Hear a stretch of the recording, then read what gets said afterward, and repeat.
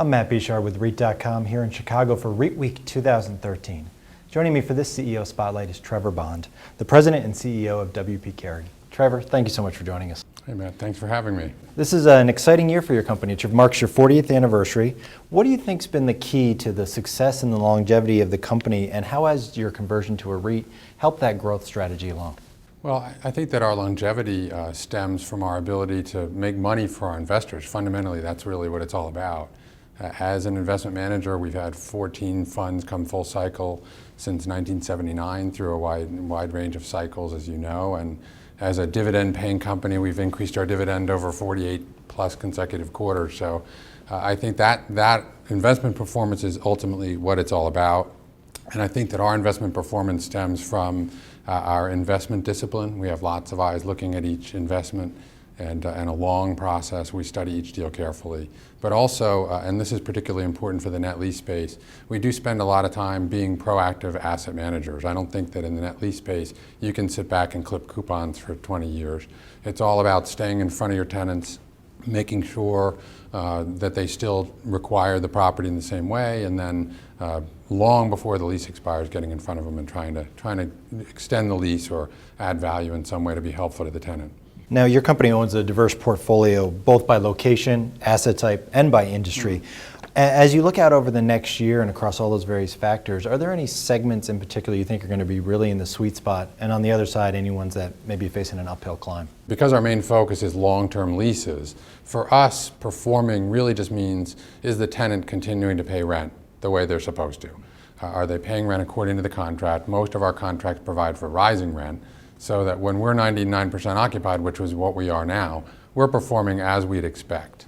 And so that in that sense, performance is going to be good, and I think that we'll continue to have outperformance with respect to complying with the contract and delivering exactly what we're supposed to deliver. In terms of what we're trying to avoid, which is one way to answer the question, we are always looking at underwriting the residual value. What happens if our tenant, for whatever reason, is unable to pay the rent anymore, and God forbid, we need to put somebody else in there or do something with the asset. So we do spend a lot of time looking at the real estate fundamentals, the residual value, and what we're trying to avoid is markets that are very thin, so that the property itself would comprise too large a portion of that individual market. That would be a red flag for us.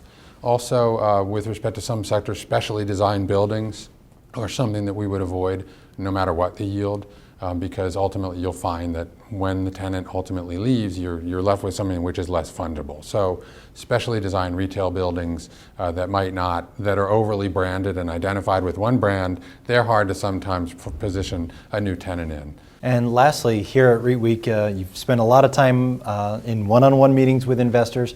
What's the overall mood that you're seeing from the investors, and is there a common theme or question you're getting asked? I think generally speaking the mood is that positive, because the ending of quantitative easing does not necessarily mean slower growth in AFFO. I mean, I think that interest rates, everyone recognizes, are a factor that needs to be an input factor, like anything else. It's a price increase to you, like any other factor increase. So you need to put that into your forecasting when you're doing your modeling, and of course you want to avoid floating rate debt in this kind of environment, as we all know, and just make sure that you have sufficiently low leverage that you can ride out any kind of a problem like that. But on the positive side, the reason that interest rates are going to go up, generally speaking, we hope, is that the economy itself is improving and expanding, and I think that would reduce some uncertainty over what's going to happen with this quantitative easing. So that what we're seeing is, I think, and it's somewhat anecdotal, but businesses are beginning to lift their head out of the fog and say, wow,